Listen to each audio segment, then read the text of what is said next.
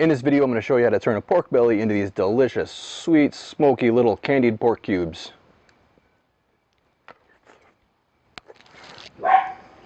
Call good.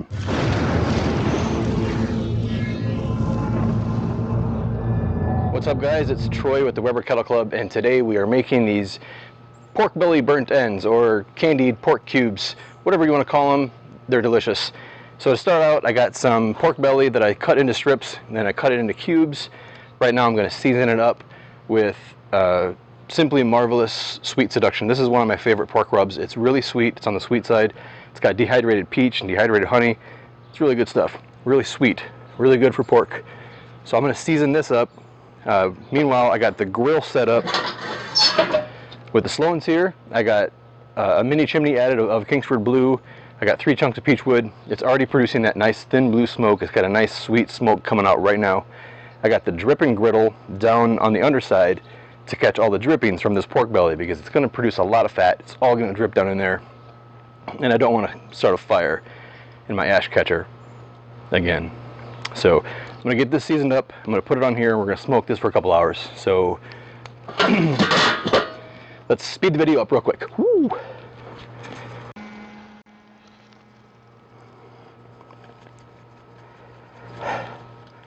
This is a lot of damn work. Need a shaker with bigger holes in it. My pork is all seasoned up. I'm going to go ahead and put it on the smoker. I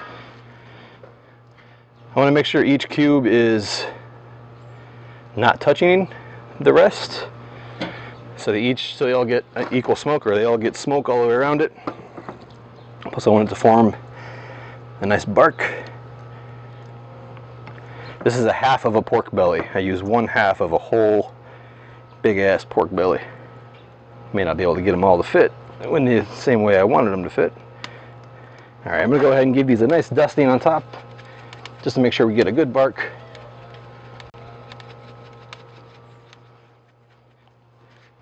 Our peach wood smells delicious. These things are on. I'm going to let this sit for about 2 hours. I'm going to come back and check on them.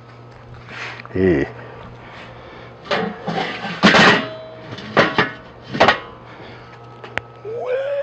Alright, so it's been about an hour. The temperature is at 254 degrees. It crept down to about 220. I want to keep it between 250 and 300 for the first 3 hours, or actually for the entire cook. But it's been an hour. I want to come out. I want to check out the different meats and see how even they are, and kind of separate them. Make sure that the ones that are touching can get enough space around them to get enough smoke. It smells amazing. I can't describe how it smells. That light blue thin smoke that's just permeating the neighborhood is incredible. I'm being really careful. I'm trying to monitor the trying to control the temperatures with the bottom vents only. I don't want to dick with the top vents too much, because choking down the fire is a great way to make sure you don't get the right kind of barbecue smoke. So if you're trying to get the best smoke possible, only mess with the bottom vents. Try to keep the top vents as open as possible. I'm not saying you can't get good smoke while messing with the top vents. I'm just saying keep the top vent wide open to improve your chances of making sure you get the right kind of good smoke. Because what happens is if you let your vents stay open too long and you get a hot fire burning in there, you get too much oxygen consumption going on, and by choking down the top vent, you're extinguishing the flames, but you're also changing the combustion rate of the entire mass of flame, of combustion, of heat, and you don't get the right wood smoke happening, because you get more of a smoldering effect because it's being choked down. What you want is a nice open, clean burning fire the entire cook, and keep that heat mass, that massive combustion, small. That way the wood that's burning with it has the right ratio of blue smoke, and you get less creosote, and you get a much better smoke ring and a much better smoke flavor, because you get that nice sweet smoky taste going on. So our top vent is wide open. Our bottom vent is about halfway open. We're at 236. We're at 240. This will probably climb up to about 260. We're going to come back in about an hour, maybe an hour and a half, put these in a pan and do some magic stuff with them. Don't you ever go around here. Alright, so our pork has been in there for about 2.5 hours, maybe 2 hours. It's been, the temperature's at 243. Let's open it up, take a look. Oh yeah. Let's here, make sure we can get all that. So it looks really nice. I wish there was a little bit more mahogany color, but you know what? I'm pretty hungry, so I'm not gonna wait. So what I'm gonna do is I'm gonna take these chunks of pork off the grill. I'll give that one some more color. I'm just gonna put them in this Pyrex pan. You can use an aluminum pan if you want. Aluminum fan. The next step is to put them in here with some more liquid so we can get them all sweetened up. All right. I'm gonna go ahead and close this just to keep our smoke in the normal zone. All right, and then what I want to do over here is I'm going to add 2 sticks of butter, some brown sugar, and some honey, and mix it all up,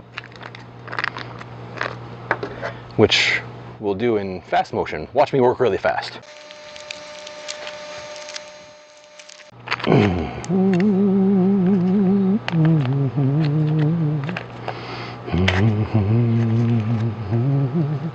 That's a lot of butter.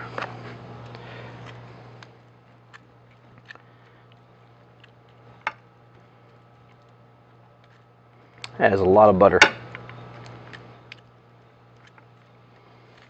All right, so we're going to dump in about a cup of brown sugar, and I'm going to do some honey.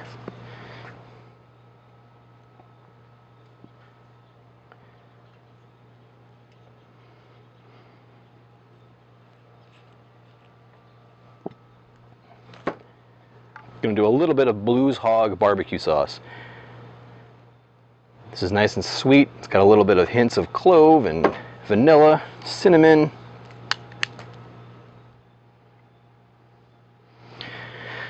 Some butter for the dogs. All right, I'm just going to mix this up just to get all of the pieces coated in brown sugar and butter. A spoon would work very handy right here instead of the tongs.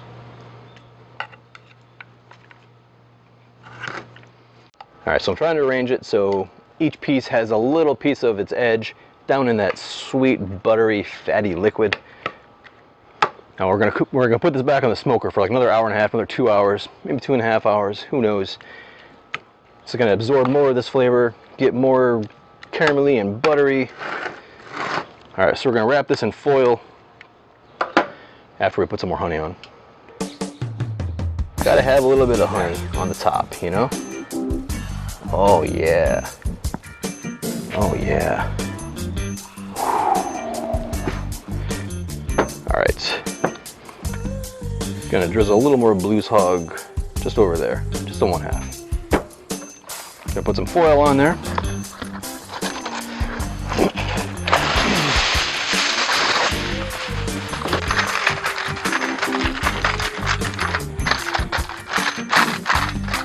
Now putting that foil on there is going to make all that liquid and all that steam, it's going to trap all that steam in there and it's going to kind of braise our pork belly, make it really tender. Yeah, Carl, I agree. That's Carl. Say goodbye to Carl, because we're moving. You won't be able to hear Carl in the videos anymore. We'll have a new dog to deal with, or new dogs to deal with. Can't imagine it would be more dogs to deal with, considering we have 1, 2, 3, 4, 5, 6 to deal with already. All right, we're gonna lock that down. Gonna come back in about 2 hours and check on it. This smells so freaking good. I can't explain how good this smells right now, because there's no words to describe smells, right? Our candied pig cubes have been in that foil for about 2.5 hours now.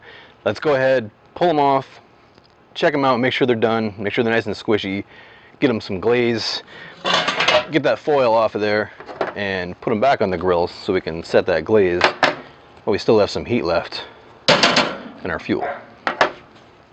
Carl agrees.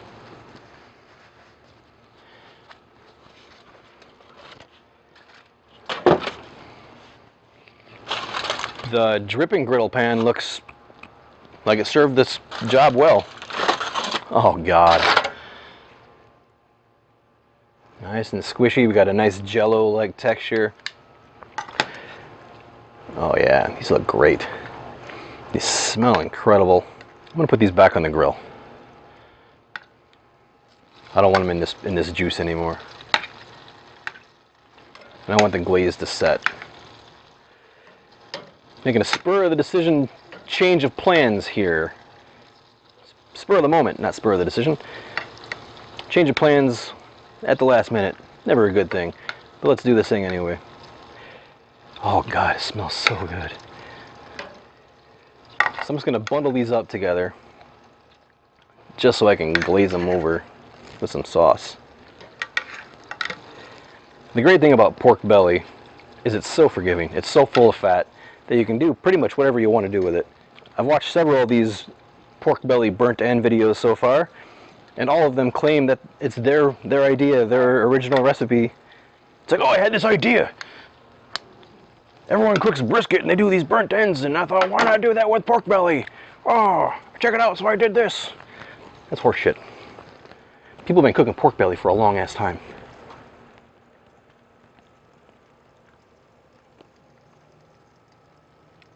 There's nothing new going on right now with this, other than a new name and new presentation. That's the beauty of the internet, especially in the barbecue space. Do something that nobody's done in 5 years, it's yours. Take credit. All right, so I got the sauce on there. What I'm gonna do is, I got the Blues Hog barbecue sauce in there. What I'm gonna do is I'm gonna close the lid, let it sit for about 30 minutes just to set that glaze. You know what? I want some more of that barbecue sauce. Oh.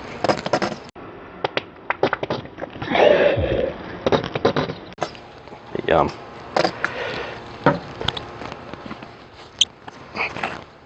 All right, we're gonna close the lid, let it sit for 30 minutes. My dogs want to party all the time, party all the time, party all the time.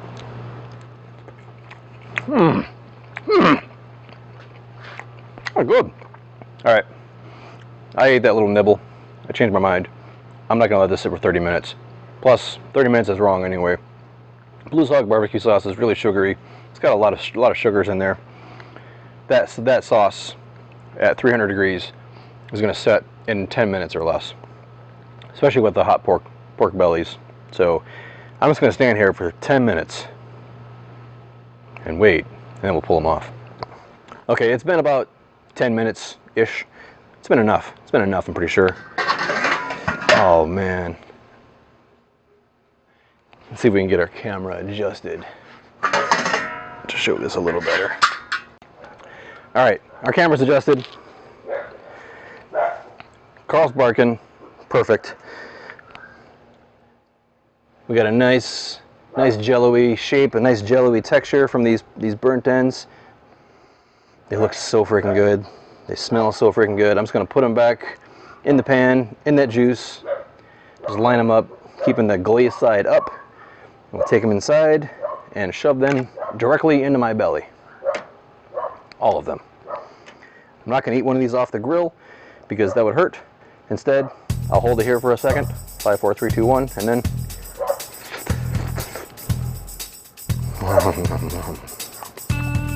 Oh my God.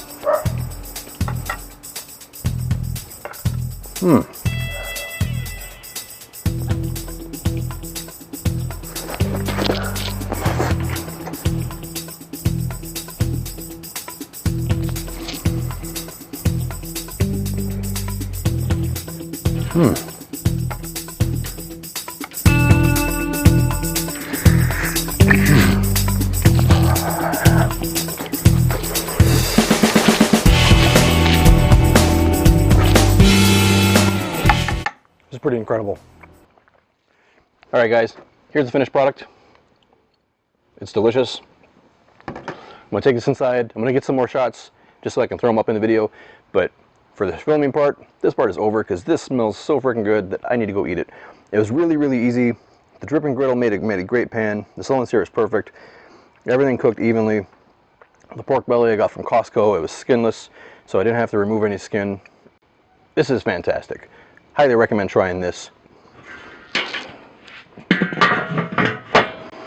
All right, Seacrest out.